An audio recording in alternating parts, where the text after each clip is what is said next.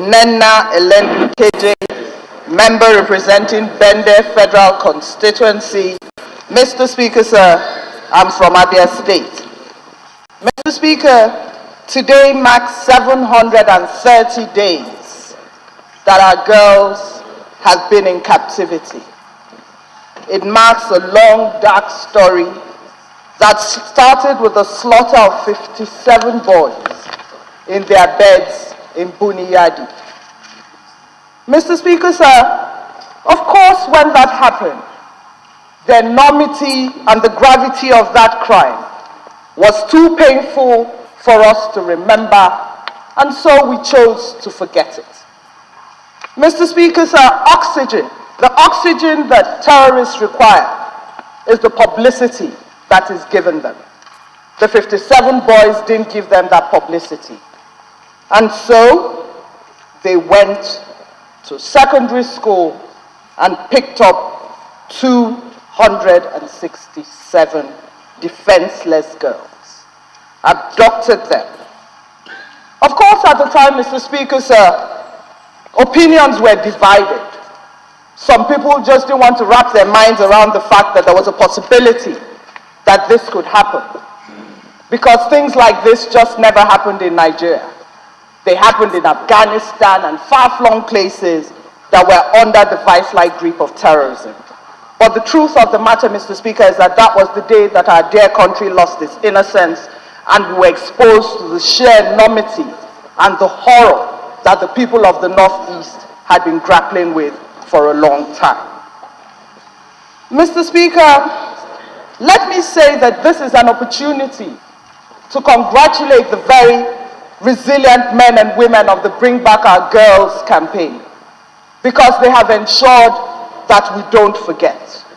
They have sat down, come rain, come shine, and they have sat down there and reminded us that our girls are out there. Mr. Speaker, sir, the last elections were another constant reminder of the fact that these girls were out there. Elections and campaigns, Mr. Speaker, sir, are supposed to highlight our differences, and highlight our differences on the same subject we did. We brought it up, we talked about it. The Chibok girls were front, right, and center in the discourse of elections, in much the same way as deepened democracies will use foreign policy, economic policy, and so on and so forth. They were there. But let me say that the lethargy and complacency since then is what we witness. Government, of course, has done everything that government must do. Government has strengthened the Nigerian armed forces.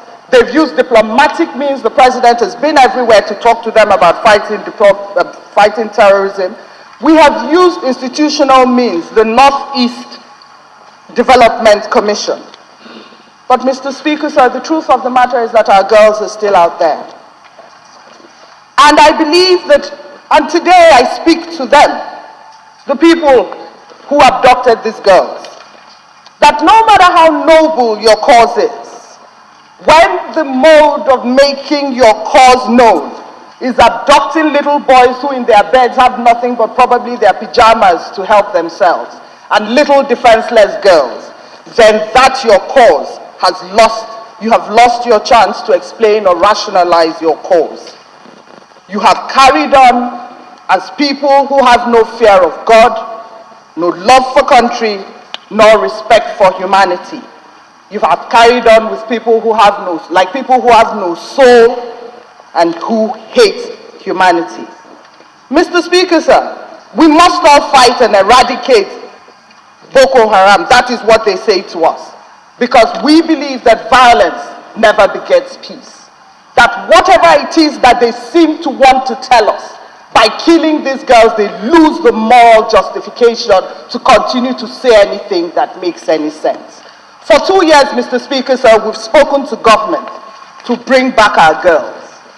But we've said it and we've said it, and we haven't gotten the girls. It's very difficult so to do. Mr. President has said it, the soldiers have said it. But let me say something, and let me say to the people who have these girls, that rape is not a man's crime. Taking girls and defying women who don't want you is not a man's crime. blowing up defenseless people who want to go to work and say they're soft targets is not a man's crime. That hiding, slaughtering little boys in their beds is not the way a man fights a battle. Mr. Speaker, I've seen the pictures of the people who have been blown up. None of them is the despicable picture of the person who claims that he leads this sect. If he thinks what he fights for is worth dying for, let him put on a belt and blow himself up. Mr. Speaker, sir, in conclusion, let me say that while we implore them to bring back our girls, we ask them to release our girls. If you want to fight a battle, face the newly equipped Nigerian Armed Forces. Face the newly energized Nigerian Armed Forces. Come out of your holes and fight like men, but release the girls. They do not carry your message.